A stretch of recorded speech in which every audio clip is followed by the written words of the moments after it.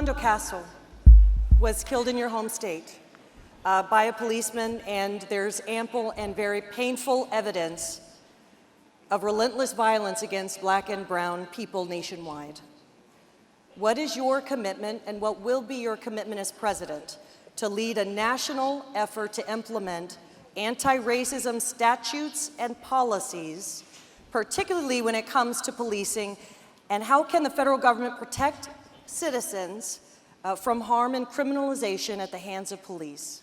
Thank you for that question, and I'm sure many of you know that sad and horrific tale of Philando Castile, who was literally shot just driving and stopped for really not a good reason and was killed by a police officer. I supported the prosecution of that police officer, and he was prosecuted. Unfortunately, the jury did not come back with a guilty verdict. But what we learned as a community in that case was you had this young man who worked in a cafeteria at his school, and he was loved by the students. They all adored him, and we lost him. I have met with his family, and it just reminds you of what we are dealing with right now in the criminal justice system. I have a law enforcement background, so I'm able to see it, and I've seen the racism that's in our system, and I've also seen the good work that we can do together. So I would say, first of all, our police departments and our prosecutors' offices have to reflect the community that we serve, and so do our grand juries. That's the first thing. The second thing is we have to train and put the money into training our officers. We have to pursue those cases when they violate the law. We have to take responsibility for those cases when they happen. And we also have to have a system that works. One of the things that I've been focused on since getting to the United States Senate is on our nonviolent drug offenses that have gotten ridiculously long on the federal level.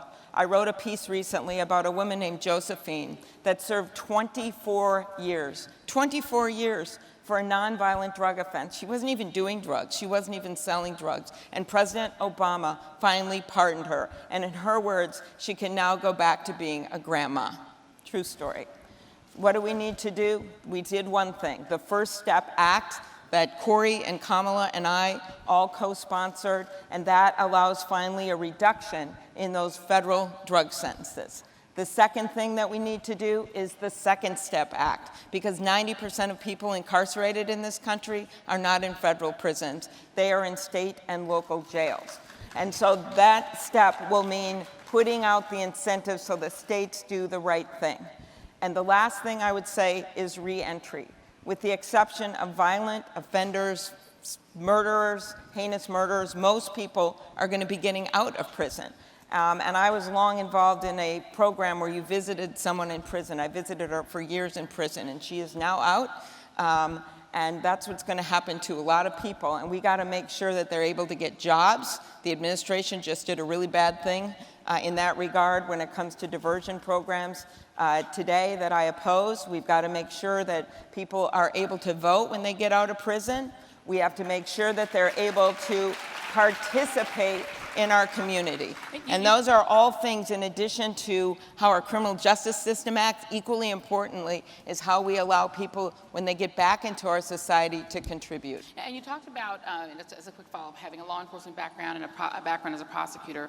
One of the reasons it's so rare for police officers to be convicted in cases like Philando Castile's and others, no matter what the circumstances, police officers get the automatic presumption, essentially a presumption that they are in the right, so long as they can assert that they feared for their life.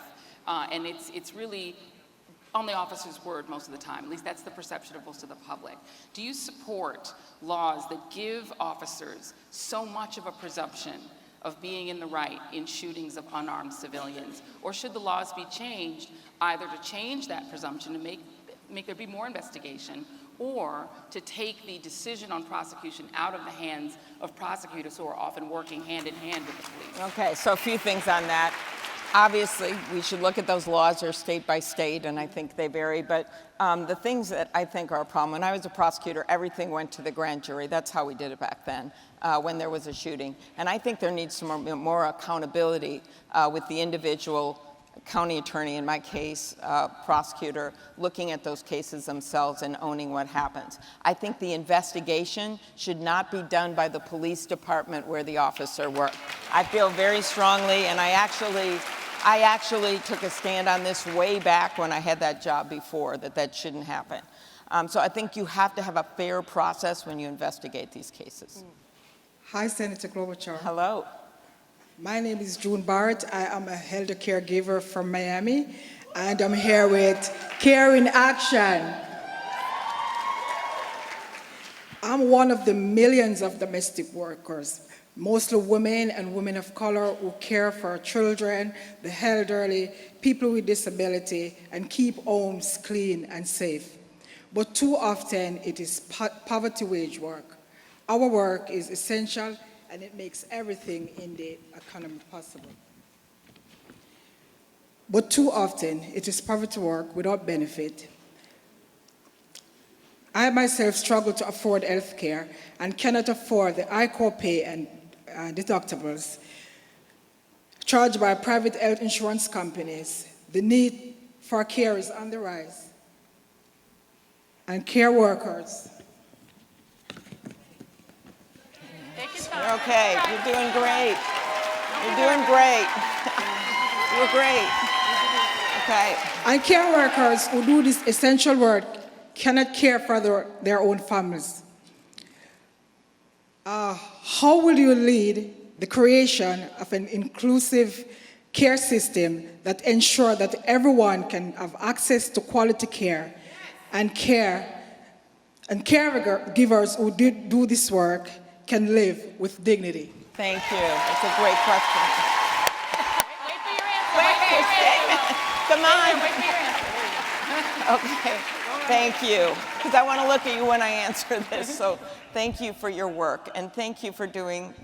My dad is in assisted living, so I see firsthand how hard caregivers work every single day. So let me start with this. First of all, you should have good pay, and that means a $15 minimum wage at a minimum. All right?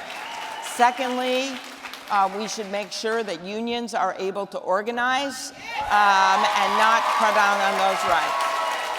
And we have an administration in place right now that seems to try to talk the talk of standing up for workers, but then every time there's a choice for a judge, they pick one that's anti-union, right? Anytime there's a choice for legislation or someone they put in the National Labor Relations Board, they go with someone that's anti-union. That's wrong. The third thing is your health care. Everyone in this country should have a right to affordable health care. And right now we have something that we worked on very hard to get in place, and that is the Affordable Care Act. That was President Obama's signature work. But that was a beginning and not an end.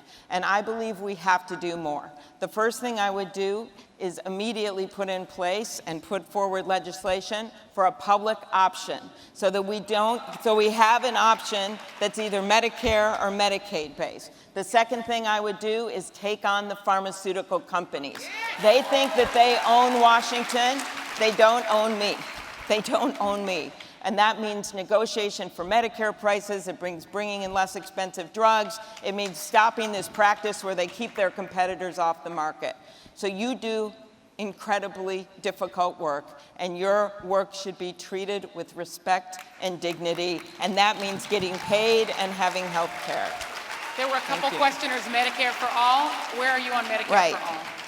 I have open to looking at Medicare for all, but I honestly want to get there sooner. And I think the first thing we need to do is to build on President Obama's work and put in place a public option. My name is Isha Pandit. I work at the Center everyone could come for up here Advancing 'cause Innovative it's cool. Policy, and I live Yes. here in Houston, Yes, Texas. very good. Welcome. It's great to be here. I'm also the daughter of immigrants who taught me that education is power, that education is everything. And so my question is, what will you do to address the student loan crisis, especially its disproportionate impact on women of color who are more likely to take on debt? Yes, and when you look at the numbers, it's women of color that gets hurt more than anyone from what's been going on with our college system. So just so you know about me, I wouldn't be here without education. My grandpa was an underground miner, and he had to quit high school so he could work to raise his 9 brothers and sisters. He saved money in a coffee can to send my dad to college. My dad went to a 2-year college and then to a 4-year college he finished up. My mom actually grew up poor in Milwaukee, and she ended up going to Minnesota because they had a strong teachers union. And she taught 2nd grade until she was 70 years old. So I am before you today as the first woman elected to the state of Minnesota and a candidate for president of the United States because of education. So what I would do is this. First of all, I think everyone should be able to get college and should be able to get a degree. How do you do that? First of all, you make sure that it is affordable for people, and I would do it based on need. I would expand the Pell Grants that we have in place. Those are better than loans, right? And they right now have a $6,000 limit and a $50,000 limit on income. I would greatly expand that. How would I pay for it? By getting rid of the situation where Warren Buffett actually pays less in taxes than his own secretary. Like, that's wrong. That brings in $125 billion right there. All right. The other thing that I would do is that I would make it easier to get these tax credits for families so that that's easier for them to afford college. I would make 2-year community college free, right? Because right now, there are many people that are just going off the grid and they're not even graduating from high school. And the way you get them in jobs is by exposing them to apprenticeships and making it easy to get those community college degrees, both while they're in high school and where they're out of high school. And the final thing I would do, as we're here in Texas, is comprehensive immigration reform. Because if we don't have that, if we don't make it easier for all kids to pursue the American dream, and I know there's dreamers out there who, by the way, have every right to be in this country and have every right to participate in the education in this country, that want to serve in the military. And with comprehensive immigration reform, it would make it a lot easier for millions of people to pursue an education and fill the jobs that we have open in America today. So I see it as a moral imperative, but I also see it as an economic imperative. And one time I found a 99-year-old Hispanic veteran. I was trying to make the case at home. And this was a guy that was brought over from Mexico. He lived in Sleepy Eye, Minnesota. He didn't know that he had been brought over as a kid. He thought he was born in our country. He signed up to fight in World War II. That's when he found out. And back then he told me, you know how you became an American citizen?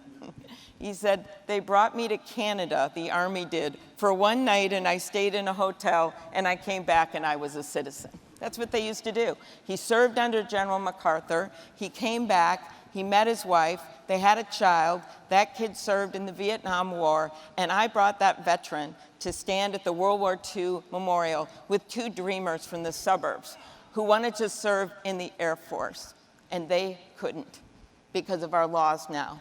That's wrong, and we need to change it. So if you look at education, you look at making it affordable for everyone, but you specifically look at how we're handling the immigrant community.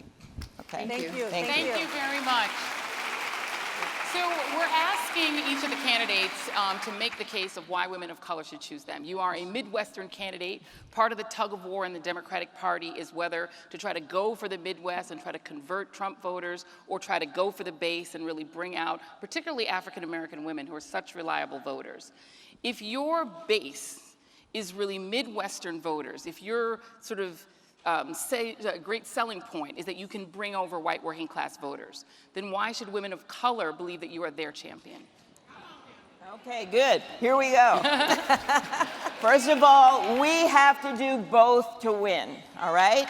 And we have to do both. You look at what happened in this last election. You think of the anniversary, Shirley Chisholm, the first woman, African-American woman in Congress. Guess what? 50 years later to the day, for the first time, we elected 20 African-American women to Congress. That is the arc of justice, and we need more. And I will end with this. It was Barbara Jordan from this great state who once said that what Americans want is something quite simple.